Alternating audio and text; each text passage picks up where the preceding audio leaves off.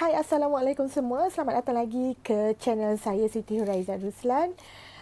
Untuk mengikuti, terima kasih kerana menjadi sebahagian daripada teman kepada perjalanan hidup saya untuk perjalanan hidup saya sepanjang saya menimba pengalaman dalam kehamilan ni lah.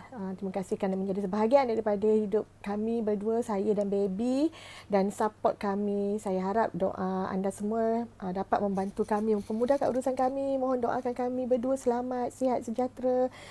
Mohon juga doakan untuk supaya kami sekeluarga, keluarga kecil, mami, daddy dan baby hidup bahagia dan tenang hingga ke akhirat. InsyaAllah, amin.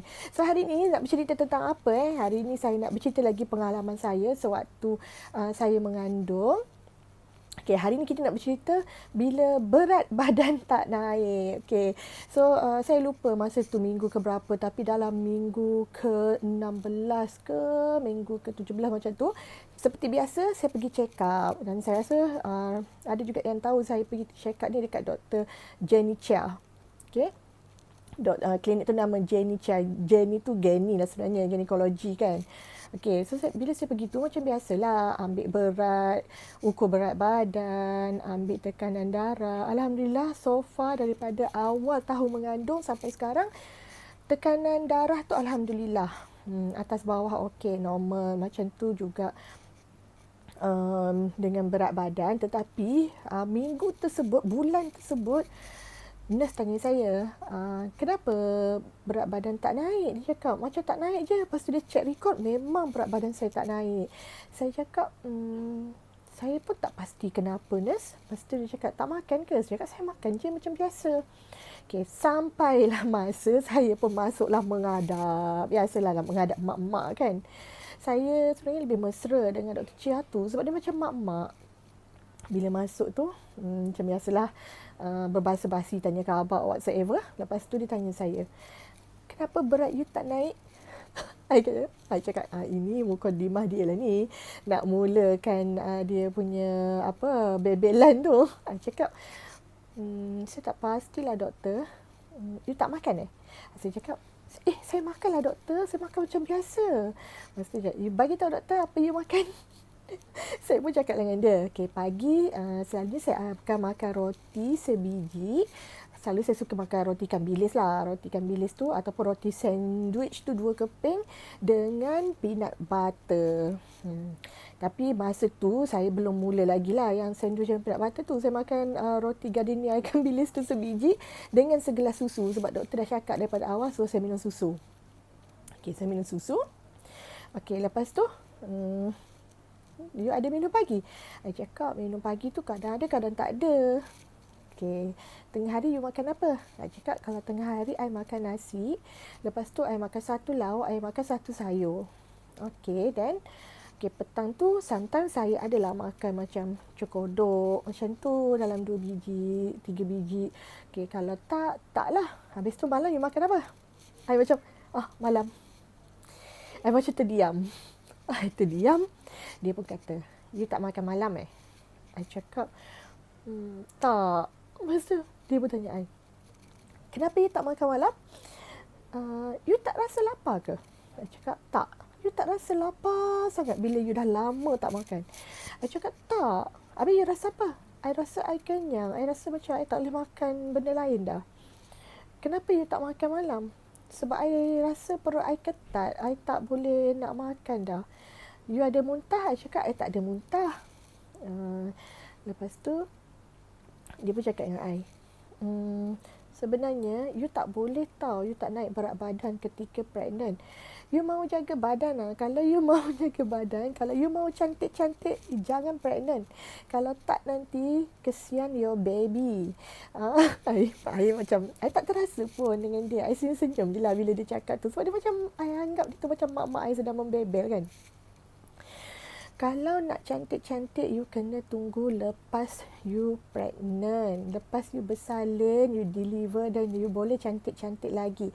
Tapi kalau you memang nak jaga badan, you memang tak sesuai pregnant. I cakap, doktor, saya bukannya nak jaga badan. Selera saya tu, saya rasa macam dah cukup. Makanan saya tu dah cukup untuk hari tu. Lepas tu dia kata, Okay, I tahu kenapa you tak makan malam. Kenapa doktor? I pula tanya dia. Dia kata sebab you rasa you kurang aktiviti malam kan? Ya doktor. You kurang jalan. Betul. You kurang senaman. Betul doktor. Saya ingatkan dah lapang lah dada saya. Oh, okey lah doktor ni faham. Tapi baby you kurang tak? Alamak. Dia seekor kita lah. So, I cakap tak. So, bila baby you tak kurang, so you tak boleh kurang makan. You jangan makan benda berat-berat. I tak suruh you makan nasi. Maybe you can do your own soup. Sup ayam, sup ikan. Dah dia bagi resepi pula buat sup macam mana. Okay, dia kata you boleh ambil buah, you boleh ambil protein lah. Dia nak protein lah. Buah tu just sampingan dia kata. Okay, lepas tu dia pun cakap, dia tulis-tulis something lah dekat file dia. Lepas tu dia kata, I can report you, you know. Report? Report apa? Report apa doktor? I boleh report polis you abuse your baby, you know. Tak, I ketawa-ketawa je lah. Lepas tu dia kata, no lah sayang, doktor sayang you actually. Come, let me see your baby. Maknanya dia nak scan lah. Bila scan tu, dia pun cakap, you see, kesian your baby. Your baby kurus, you know. Dia tak cantik macam hari tu. Dia tak besar. Dia tak bulat macam hari tu. Your baby kurus. Kesian dia tak cukup makan. I macam, alamak, tersentuhlah pula hati I. Kesiannya anak aku tak cukup makan ke. Okeylah, tak apa. Mami janji lepas ni Mami akan makan.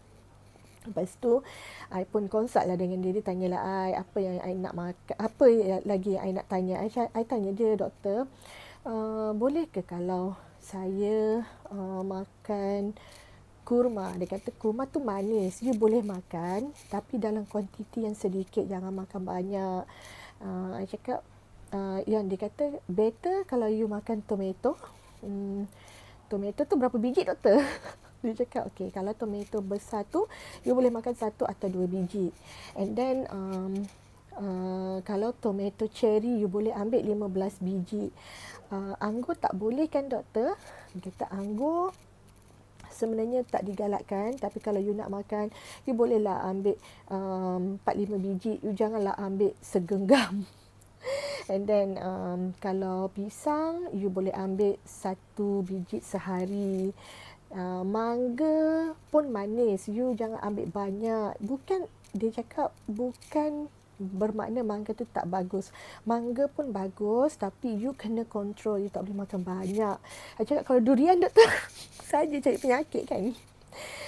Durian you hanya boleh makan 1 atau 2 ulas saja. You jangan makan banyak. Kalau tak nanti you gula naik mah.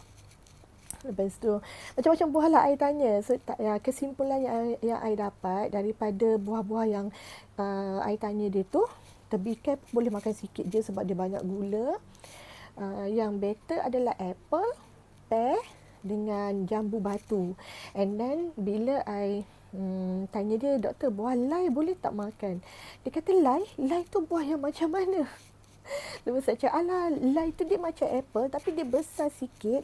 Dia warna kuning.